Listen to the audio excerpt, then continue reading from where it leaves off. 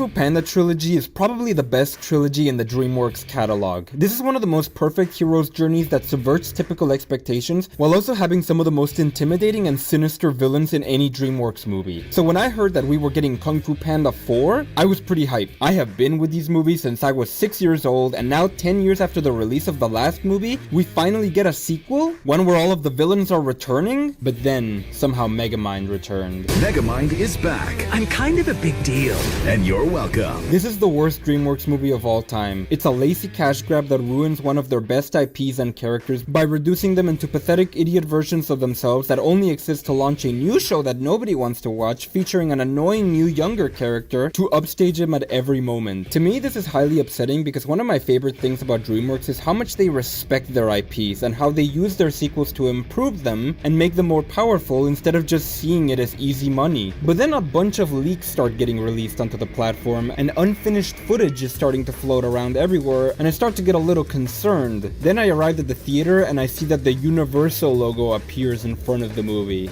And oh no, I was not ready for what I was about to watch. When I saw the trailers, I thought that the scene with Tai Lung would be the first scene in the movie, because this is a pretty good way to establish a villain. But the advertisements in this movie are actually pretty misleading. This scene actually happens at the end of the movie. So does the fight with Evil Po and the scene where every villain joins in. Because you see, this movie isn't about Po having to face all of his foes against with the chameleon like we thought. This is a story about passing on the torch. Po is the dragon warrior, the hero and the protector of the land, but now Master Shifu tells him that it's time for him to move on and choose a successor to the title of Dragon Warrior. You see, at the end of the third movie, Master Oogway gave Po this cool staff, which means that Po has to now become the spiritual guardian. Why has none of this been ever mentioned before? Why didn't Oogway have this staff in the previous movies? Well, it's because they made it up. The last time we saw this staff, it was just a cool thing he got from Master Oogway. It wasn't some kind of special object. Just take it.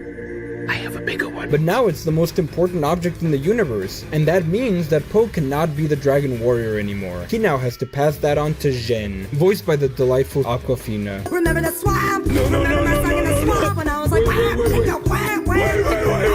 This has gotta be one of the most annoying and unlikable characters that I've ever seen. And you know exactly why. She's Frey, she's Nimona, she's every annoying derivative MCU character we've seen. You know, the one who's always making snarky, sarcastic comments while always making things worse for everyone. The one you're supposed to feel bad for because they had a rough childhood. And the one that you're supposed to like by the end because they get a half-baked redemption because they suddenly feel bad for all of the problems that they caused. The second she appeared, I knew that she was gonna be the new Dragon Warrior. And this movie is just slowly realizing that I was right. Now they gotta work together to stop the brand new villain, the Chameleon. In the first Kung Fu Panda movie, Tai Lung is introduced with an awesome prison escape scene where he single-handedly destroys all of these rhino soldiers and blows up their facility. This establishes strength, a trait that is supported by the rest of the movie as he fights stronger and stronger opponents until reaching Po. In 2, Lord Shen actually loses his first battle against Master Rhino until he suddenly pulls out a gun and shoots him. This establishes cunning. Shen isn't really a powerful character, but throughout the movie we see him use tricks and tactics in order to win his fights. In 3, Kai immediately fights Oogway and defeats him by stealing his chi, which I think is pretty stupid, but at least it was consistent and it established magic within the spirit realm. And this is a pretty fearsome power for the main guys to have to deal with. So how is the Chameleon introduced? Well, she gets mad because she's called short and then pushes a guy down the stairs using her elephant power. And this is the most evil thing she does in the entire movie. This has gotta be the most dry, stale plank of wood villain I have ever seen from any DreamWorks movie. This is MCU villain levels of bad. She has no wits, no charm, no personality, she's not funny in any moment, and she has probably one of the stupidest backstories I've seen. You see, the reason she's insecure about her size is because every dojo that she went to told her that she was too short to be there. The whole point of Kung Fu in this universe is that every animal has a particular style. That's how a character like Po can be an amazing fighter despite seeming unfit to fight. But you're telling me that the Chameleon is considered too small? What about Mantis? He's a literal insect. What about Master Shifu? Master Chicken? Even the stupid Aquafina character is smaller than her. Oh well, since she was too short to ride, she chose the next logical solution: magic powers. Just because a franchise has established magic as an option does not mean that you're allowed to just do whatever you want. Chi was a pretty conservative magic system. It's your life force that can be projected to others as well as manipulated to enhance your body's strength and dexterity. And by achieving inner peace, it allows you to extend that barrier slightly to manipulate other objects. But now there's just straight up sorcery in this world? Kung Fu Panda 3 kinda opened the door to this, but I was fine with it under the condition that the crazy Dragon Ball powers could only be used in the spirit world, and Kai, being from the spirit world, was allowed to have these crazy abilities. But now there's just magic that can do anything, and this means that Po now gets exposition dreams where he learns the villain's plan. This is a complete misunderstanding of how magic works in this world. But hey, at least they've arrived at Juniper City, right? No! We gotta waste time going to this stupid tavern and fighting these worthless characters and having Po walk for 30 minutes. Then Mr. Ping and Lee decide to follow Po for no reason, and now we gotta waste more time watching them go to this stupid tavern and fight these worthless characters and having them make these stupid jokes. And this movie is just not funny. Like, it's not unfunny. Every 5 minutes you get like a funny joke, but for every hit there's like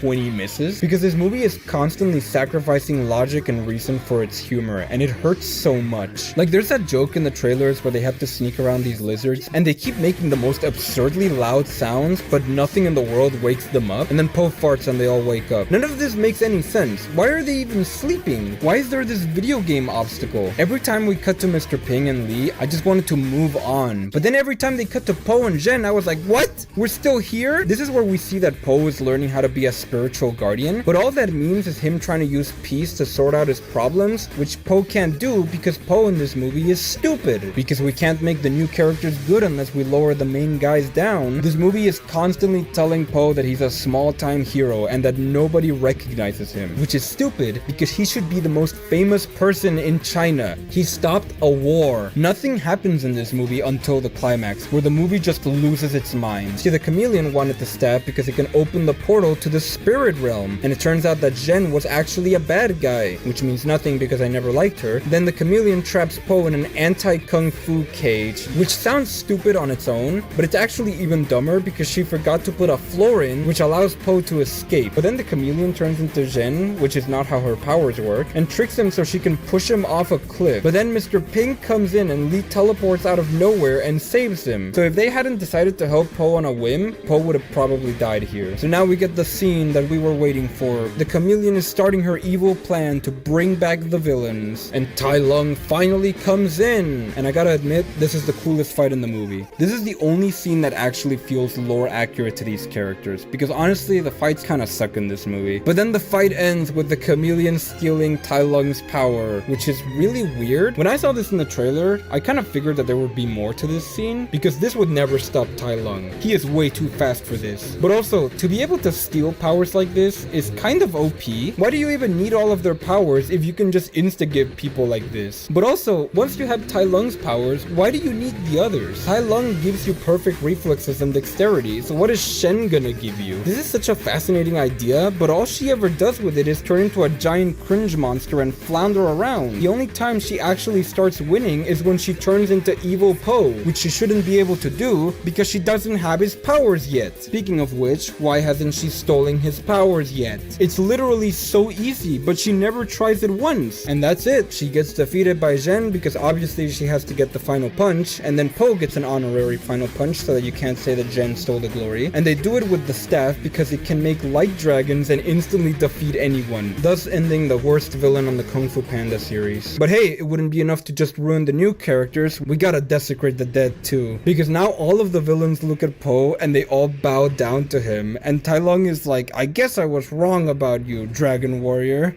Take us home. What kind of Steven Universe bullshit is this? These are all characters that chose to die before admitting that they were wrong. But now we get this? But you know what the worst part is? I can totally see Tai Lung getting a redemption. He got so close to becoming a good guy in the first movie that I think that with enough time, in the movie the trailers promised, he could have gotten a full, satisfying character arc. A movie where you bring back all the villains and allow them to make their peace with Po after suffering their defeat is something that I would give so much to see. So when all this movie does is put them in cages and have them do nothing, I get really mad. They wasted so much time in pointless crap, but we couldn't spend time with the actual characters? They couldn't even be bothered to get the voice actors back, which honestly might have been a good thing because Tai Lung has some of the worst lines. Every line he has is cringe. The movie just ends happily with Po saving the day and Jen is choosing to be the next Dragon Warrior. Skablam, guys. I'm just so tired of this trope. Why are heroes not allowed to stay cool? Nobody wants to see a story where the main character has to pass on the torch. Poe just started his journey, but now he has to give it up? And why does it always have to be to the most unlikable characters? And it doesn't help because throughout the entire story, I was just thinking, why can't Tigress be the one doing this? Can you imagine what this would be like? That after 16 years of waiting, after having to go through all the training that she goes through, being denied the role, she finally gets to be the Dragon Warrior? That would be the coolest thing. Because I feel like most people will say that this movie's not that bad. Most people will say that it's mid, that it's inoffensive. Because yeah, this isn't the worst movie ever. It's got some good action, some good jokes, and some likable characters every once in a while. So I do feel kind of weird calling it a bad movie. But you know what this does remind me of?